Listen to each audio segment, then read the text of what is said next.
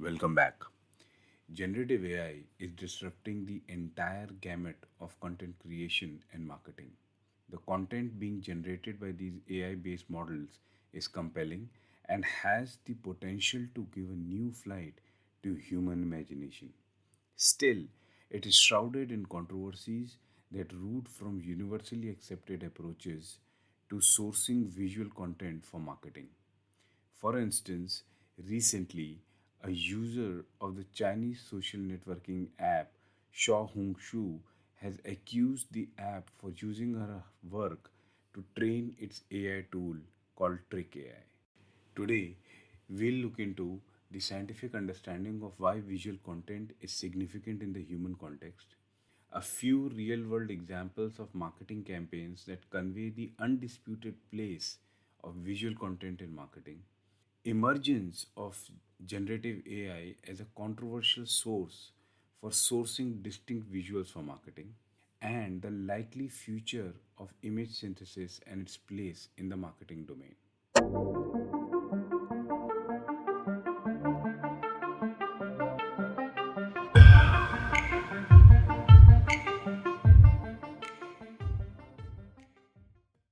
Here's a quick question for you. How much time do you spend on a social media feed? Any social media feed? Nearly every post that you view on your feed has either an image or a video. Touch is the first sense a baby develops. As the baby grows, that sense is overtaken by visual and auditory senses. No wonder marketers spend significant amount of their time to stimulate those senses to get you to act on their call to action. In over 100 years, marketers have toyed with imageries in print, voice in radio, and audio visuals on TV to become visible and appeal to the target audience to purchase their products. Visual medium today pretty much dominates any marketer's armory, be it images or videos. Why? Well, here are a few interesting scientific findings for you. A 2014 MIT study found that people can find images in as fast as 13 milliseconds. Literally, us humans can process an image in the blink of an eye. When we see an image, visual cortex, part of the brain that processes visual input, gets activated. An image also activates the amygdala, the region that processes emotions and physiological reactions. In nutshell, images impact our emotions faster and more powerfully than words. People prefer to remember information in a pictorial form compared to text form. This is known as picture superiority effect. This is because images are more likely to use both visual and verbal channels in brain encoding.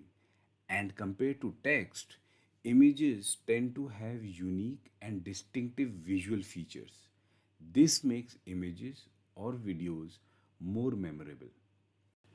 And finally, depending on the context of the message being communicated, images or videos can help convey trustworthiness of the message being communicated and help build trust in the brand over time.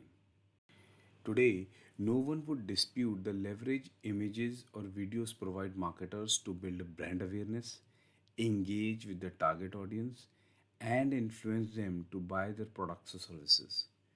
Let's look at a few examples of highly successful marketing campaigns that rocketed the brand presence and sales.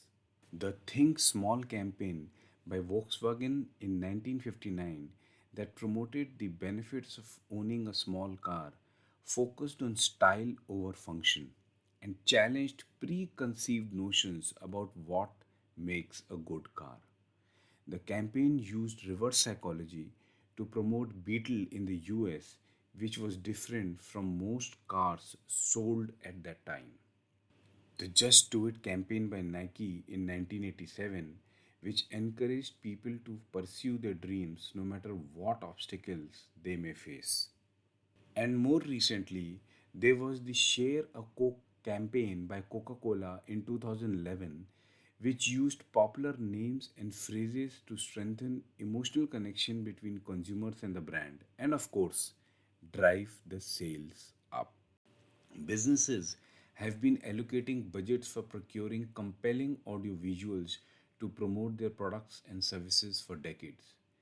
In the pre digital era, this meant hiring photographers for high impact photos, illustrators to come up with thought provoking visuals, musicians and instrumentalists to compose jingles, and directors and writers to come up with quirky scripts for TV commercials.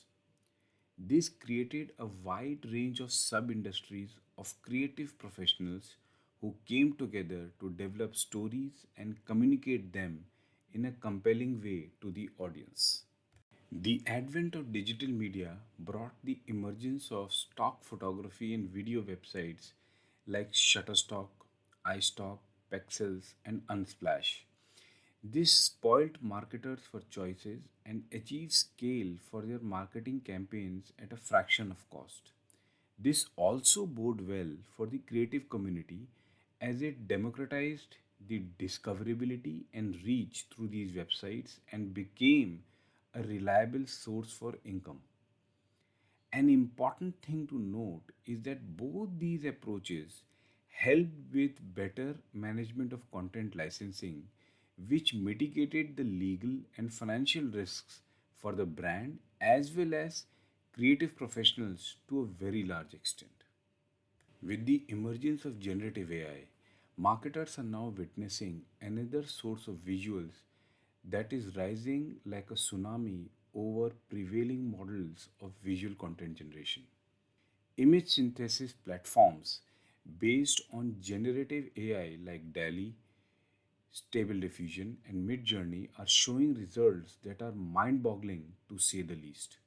Their ability to generate visual content based on text input, refined further with subsequent prompts, is exceptionally good in high resolution and near photorealistic. The internet is flooded by visually stunning content that is being generated using these AI based platforms.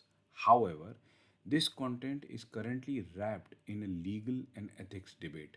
And there is, of course, a direct impact on the livelihood of creative professionals. Generative AI, despite its algorithmic brilliance and unimaginable potential, has become one of the hottest topics in copyright law today. Without getting into the world of complicated legalese, my view is that the expanding space of image synthesis currently rests on three pillars: content creators, end users, and generative AI technology. The AI powered image synthesis progress is heavily reliant on the endless hours of work put in by true artists and professionals like photographers, illustrators, painters, and musicians. AI models like Stable Diffusion have been trained on massive datasets like Lion 2B and Lion 5B that provide clip filtered image text pairs. It is apparent that these datasets utilize content created by professionals, which is copyrighted, and a source of revenue for them. Synthetic images generated based on this dataset neither discloses the underlying images referenced nor provides credit to the original content creator. No wonder that the creative professionals are crying foul and have even sued companies behind these platforms. On the other side are the end users like marketers, designers, social media content creators, and brands that are utilizing the synthesized content for their projects. By and large, they are supporters of AI generated content because a well framed prompt or a few iterations of the prompt generates content at the speed of light and negligible cost. It's important to note that companies and brands are still wary of fully bringing such content into their marketing pipeline due to the foggy copyright landscape. Finally, there is the generative AI technology itself. This technology has been in the works for nearly 5 decades, sitting in the realm of research only. Companies like OpenAI and Stability AI have brought them to the fore thanks to the availability of lightweight training datasets.